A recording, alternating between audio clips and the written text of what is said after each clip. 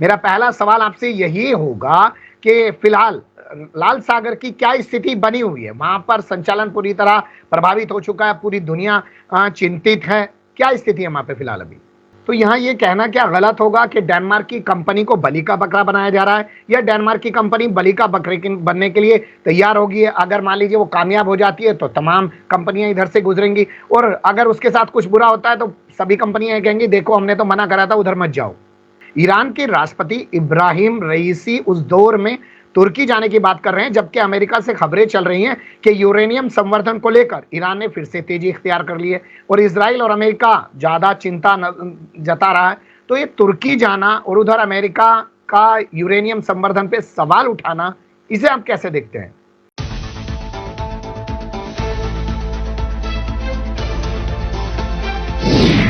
धाकड़ खबर, बेखौफसुमा बेबाक अंदाज।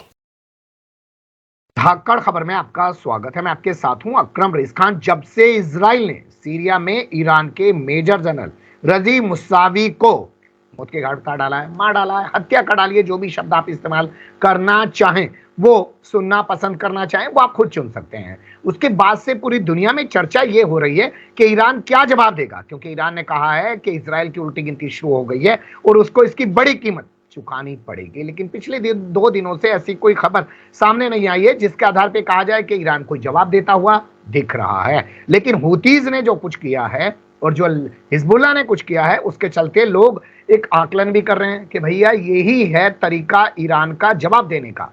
तो यहां सवाल पैदा होता है कि हुतियों और हिजबुल्लाह ने क्या कर दिया है जिसके चलते ईरान को क्रेडिट दिया जा रहा है कि वो इसी तरीके से जवाब देगा।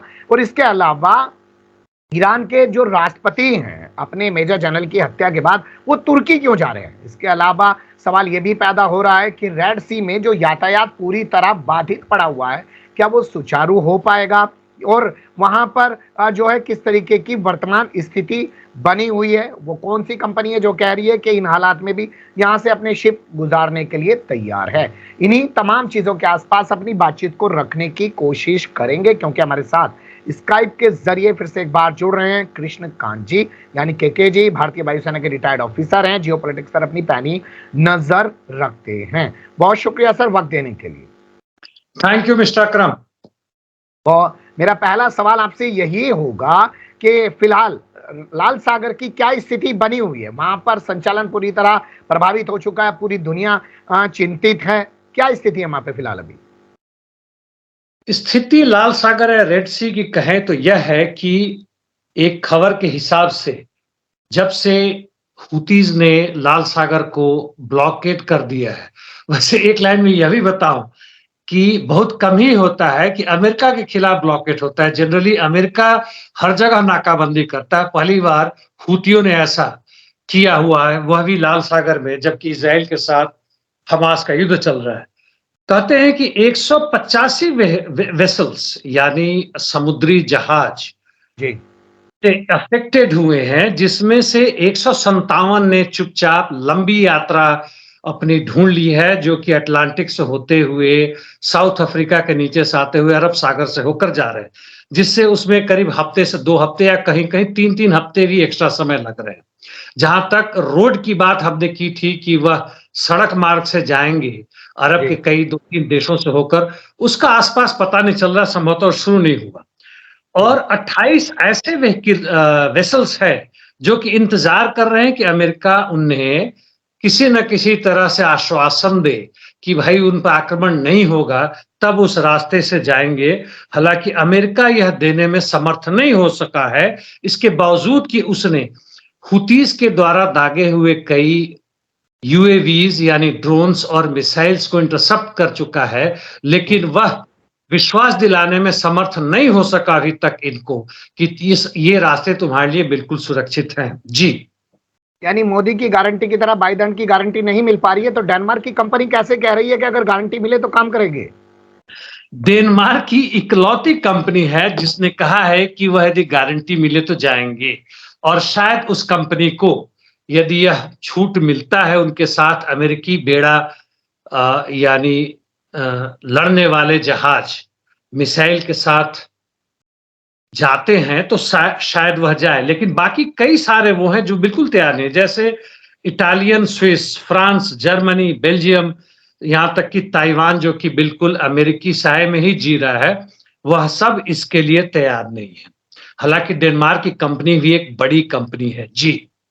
तो यहाँ ये कहना क्या गलत होगा कि डेनमार्क की कंपनी को बलि का बकरा बनाया जा रहा है, या डेनमार्क की कंपनी बलि का बकरे बनने के लिए तैयार होगी? अगर मान लीजिए वो कामयाब हो जाती है तो तमाम कंपनियां इधर से गुजरेंगी, और अगर उसके साथ कुछ बुरा होता है तो सभी कंपनियां कहेंगी देखो हमने तो मना करा था, उधर मत जाओ। डेनमार्क को एग्जाम्पल के तौर पे भेजने की कोशिश है, जिसके साथ साथ अमेरिकी जहाज भी चलेंगे। हालांकि देखें तो डेनमार्क, स्वीडन, ये सब कुछ नए देश है जहां की 100 से अधिक, ये थोड़ा सा हम अलग जा रहे हैं लेकिन फिर भी बताना जरूरी है, 100 से अधिक सैनिक स्थान जगह दिए इन लोगों ने दिए हैं। और अमेरिका का नया नया नर्दन यानी उत्तरी यूरोप में इनका सैनिक ठिकाना बढ़ रहा है, इसलिए बलि का बकरा बनने को तैयार है, एग्जाम्पल बनने को तैयार हैं। हालांकि उन्हें विश्वास है कि साथ साथ अमेरिकी जहाज यदि जाता है जिनके पास एंटी मिसाइल, एंटी यूएवीज पूरी तरह से युक्त हैं, तो संभवतः इन्हें सुरक्षा मिलेगी। जी। जिस खर्चे की बात की जा रही है सर, के लंबा घूम के आएंगे तो खर्चा बढ़ेगा, दिन ज्यादा लगेंगे। अब ऐसे में अगर एक एक जहाज के साथ अमेरिकी बेड़ा चलेगा तो क्या खर्चा कम होगा क्या? खर्चा तो बढ़ेगा ही, दूसरी बात की संभव ही नहीं होगा। तीसरी बात यह है कि ये कंपनी के मालिक भले ही तैयार हो जाए, क्योंकि उन्हें खुद जहाज के साथ नहीं जाना है, लेकिन उनके कैप्टन और कैप्टन के साथ 15, 20, 25 जो सैनिक हैं, जो सैनिक नहीं, जो कर्मी हैं, काम करने वाले हैं, सेलर हैं, वो तैयार होंगे क्या? उनकी भी तैयारी की जरूरत है, जो अधिकांशतः भारत, श्रीलंका, पाकिस्तान, बांग्लादेश से जाते हैं। देखने वाली बात होगी। जी। देखने वाली बात होगी। अब बात करते हैं ईरान से जुड़े हुए हालात को लेकर। ईरान के राष्ट्रपति इब्राहिम रईसी उस दौर में तुर्की जाने की बात कर रहे हैं, जबकि अमेरिका से खबरें चल रही हैं कि यूरेनियम संवर्धन को लेकर ईरान ने फिर से तेजी इख्तियार कर ली है और इसराइल और अमेरिका ज्यादा चिंता जता रहा है। तो ये तुर्की जाना और उधर अमेरिका का यूरेनियम संवर्धन पे सवाल उठाना, इसे आप कैसे देखते हैं? जहां तक यूरेनियम संवर्धन की बात है, वह तो निश्चित रूप से अमेरिका और इजराइल के लिए बहुत बड़ा हेडेक होगा, क्योंकि ईरान तकरीबन यूरेनियम इनरिचमेंट, उस तरह की यूरेनियम इनरिचमेंट या संवर्धन जिसको आप बोल रहे हैं, जिससे एटम बम बनता है, वहां तक पहुंच चुका था। 1980 तक भी पहुंच चुका था। 81 में, मैं डिटेल में नहीं जाऊंगा, इजराइल ने उस पे आक्रमण करके उसको बर्बाद कर दिया था। उसके बाद से कई तरह के उसके ऊपर जोर जबरदस्ती से उसको रोका गया है, जिसमें अमेरिका भी है और पूरे के पूरे यूरोपियन कंट्रीज में है कि तुम ऐसे काम नहीं कर सकते हो, जबरदस्ती जो भी है। अब फिर से आया है कि जिस रफ्तार से वो करता था, एक पावर एनर्जी के लिए, इलेक्ट्रिसिटी बनाने के लिए, उससे 4 गुना 5 गुना वह कर रहा है और उस तरह की क्वालिटी पैदा कर रहा है जिससे वह एटम बम बना सकता है। और कहीं कहीं से ये भी आया है कि जिस तरह इजराइल ने चुपचाप बनाया है, उसी तरह से ईरान ने भी शायद बना लिया। 4, 5, 6, 8 होंगे, बहुत ज्यादा नहीं होंगे। जहां तक ईरान और इनके प्रेसिडेंट की बात हो रही है, तुर्की के प्रेसिडेंट से मिलने की बात, इन दोनों देशों में हाल फिलहाल में एक बढ़ते हुए संबंध को समझना चाहिए। दूसरी बात यह है कि दोनों वहां के एक रीजनल पावर की तरह उभर रहे हैं और उसके लिए काम भी कर रहे हैं। ईरान जहां तक एक रेसिस्टेंस पावर्स की बात कर रहा है, जिसमें हमास, हिजबुल्ला, हुतीज और अन्य देश के कई संगठन भी हैं, जिसमें सीरिया और इराक भी हैं, वहीं पे टर्की भी पूरी तरह से जहां भी होता है, आर्मेनिया तक और यहां तक कि दूसरे देशों के बीच में भी जाकर वह कोशिश कर रहा है। नाटो को भी उंगल दिखाने की क्षमता रखता है, पूरे यूरोपियन यूनियन में हालांकि शामिल नहीं, लेकिन पूरे यूरोप में भी करने की क्षमता रखता है। और एक तरफ इस्लामिक कंट्री के साथ भी अपने संबंध बनाने की बात करता है और इन दोनों का संबंध बढ़ता है, तो वह एक नजारा देखने वाली बात होगी, एक बहुत बड़ी चीज होगी मिडिल ईस्ट में, जो कि यूरेनियम एनरिचमेंट से ज्यादा खतरनाक होगा अमेरिका और इजराइल के लिए। जी। यानी आप ये कह रहे हैं कि अगर तुर्की और ईरान साथ आ गए, जो दोनों बड़े रीजनल पावर हैं उस इलाके के अंदर, तो ये यूरेनियम संवर्धन से भी बड़ा खतरा साबित होगा अमेरिका और इजराइल के लिए। जी हाँ, बिल्कुल। और यह चाहेगा, यह बिल्कुल रशिया भी चाहेगा कि ये चीजें हो, ताकि मिडिल ईस्ट में अमेरिकी हाथ पांव जो बढ़ रहे हैं, उसने अपने हर तरह सैनिक ठिकाने लगा रखे हैं और इजराइल के मदद से जहां मर्जी हो रहा है वहां ठोक दे रहा है, इसको खत्म किया जाए। और उसकी पूरी कोशिश है। रशिया, हम जानते हैं कि यूनिपोलर यानी एक ध्रुव दुनिया से वो कई ध्रुवों में बदलना चाहता है, जिसका एक एक उभरता हुआ क्षेत्र है, वह मिडिल ईस्ट है, जिसमें टर्की और ईरान का अहम योगदान होगा। जी। यानी ये कह सकते हैं कि ईरान जो है पर्दे के पीछे से ही काम करेगा, अब तुर्की को साथ ले लेगा और इधर इस इलाके के अंदर चलो अपनी एक सुपर पावर बना लेंगे, लेकिन सीधे तौर पर ईरान जंग से दूर ही रहेगा। ये बात इसलिए कही जा रही है क्योंकि जो सीरिया में मेजर जनरल की मौत हुई है रजी मसावी को, उसके बाद चर्चाएं चल रही थी कि ईरान कोई जवाब देगा, लेकिन अभी तक ईरान की तरफ से कोई जवाबी कार्रवाई नहीं की गई है। लेकिन हिजबुल्लाह जिस तरीके से हमले बढ़ाए हैं इजराइल पर कल से, और हुतीज जो हैं उन्होंने इलियट पोर्ट पर हमला किया है और भी हमले किए हैं, जिसमें बताया जा रहा है कि इजराइल ने भी हमलों को नाकाम कर दिया है और अमेरिका ने भी ड्रोन हमलों को नाकाम किया है। तो क्या उसे ईरान का जवाब मान लें हम? ईरान का जवाब या ईरान का रेसिस्टेंस ग्रुप, जिसकी मैंने बातें की, कई इसमें क्षेत्रीय और दूसरे इस्लामिक या नॉन इस्लामिक ग्रुप्स भी हैं, वह तो जारी रहेगा। यह पूरा नहीं है जब तक हमास के खिलाफ संघर्ष जारी है, लड़ाई जारी है और पैलेस्टीन की लड़ाई जारी है। जब तक फिलिस्तीन एक पूर्ण स्वतंत्र देश नहीं बनेगा, ईरान को यह मौका मिलेगा कि वह अपना रेसिस्टेंस अप्रत्यक्ष रूप से प्रॉक्सी वॉर जारी रखे और जहां भी मौका मिलेगा वह पूरा का पूरा बरकरार रहेगा। इसलिए कुछ यदि बढ़ गए हिजबुल्लाह की तरफ से आक्रमण नदन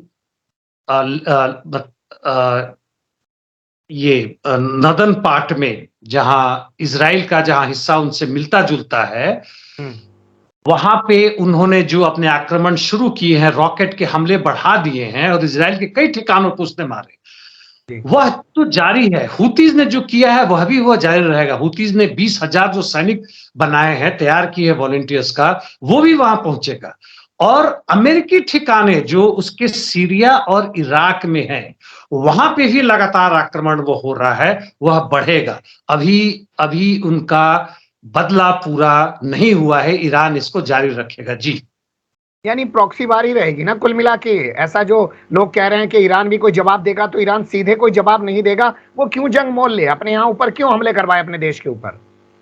मैं इस बात से पूर्णतः सहमत हूं। ईरान अभी नहीं चाहता है कि वो सीधे की सीधे लड़ाई करे।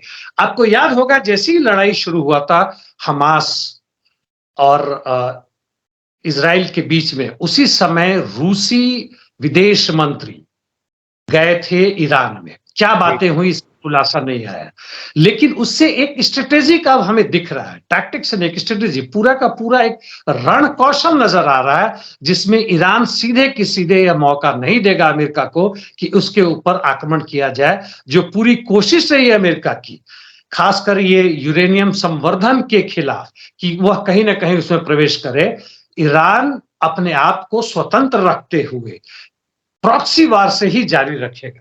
और अपनी उसकी शक्ति यदि संक्षिप्त में कहूं तो काफी उसने बढ़ाई है। इलेक्ट्रॉनिक वॉरफेयर हो, ड्रोन्स हो, मिसाइल्स लॉन्ग रेंज और शॉर्ट रेंज की हो, और उसकी नेवल पावर जो है उसमें यही वजह है, क्या यही वजह है रूस, ईरान, आपका तुर्की और तमाम ये मुस्लिम कंट्री जो हैं अगर उस तरफ ग्रुप बना रहे हैं, और भारत भी रूस की वजह से उस तरफ जाता हुआ दिख रहा है, तो अमेरिका ने प्रोपेगेंडा करना शुरू कर दिया है कि भारत की ओर जा रहे टैंकर पर ईरान ने हमला किया है। और दिल्ली से भी आज ये खबर आ गई है कि इजराइल की एम्बेसी के बाहर जो है धमाका हो गया। अब धमाका कैसे हुआ ये जानकारी नहीं मिल पा रही है। सीसीटीवी सामने आया जिसमें 2 संदिग्ध बताए जा रहे हैं। एनएसजी जांच कर रही है, एनआईए जांच कर रही है। ये संयोग तो नहीं हो सकता?